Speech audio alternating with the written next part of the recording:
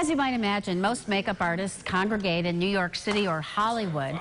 Rashaad Santiago was doing just that until he came up to work on a project in Batavia, a Godzilla fan film. He fell in love with the town, and he wound up moving here with his family. But his film work didn't stop. Adam caught up with him in his studio to talk about a career which recently got a shot in the arm after winning a season of the reality TV show Face Off. What was it like being on the show Face Off? At first it was, you know, you don't believe it's happening when you're there, and then it just became just a matter of getting it done. It kept me on my toes, I can say that. And I knew that a lot of the people on the show had gone to school for this, and they just did this kind of thing before, so I knew that I had to be on my A game. The only person there who was self-taught and didn't really know much about what he was doing. It kept me on my toes, I can say that. How did Predator become one of your main masks? One, just a love for Arnold Schwarzenegger as an actor as a kid, just a big action hero. And two, it's probably the top 5, like the best creature ever made. Like just a design that went into it, and it's still like it can't be topped.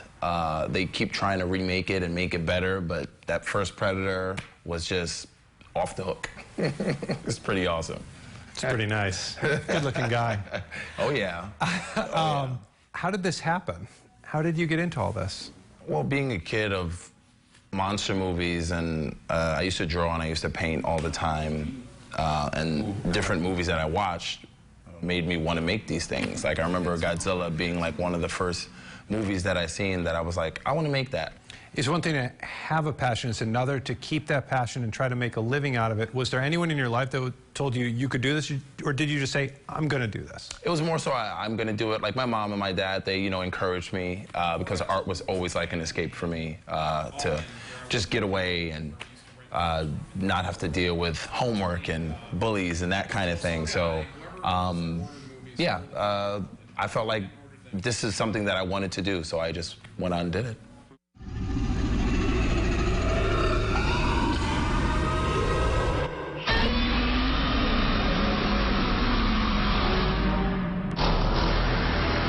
Now you're living in the city, you come up here to do a Godzilla fan film, and you're still here years later. What happened?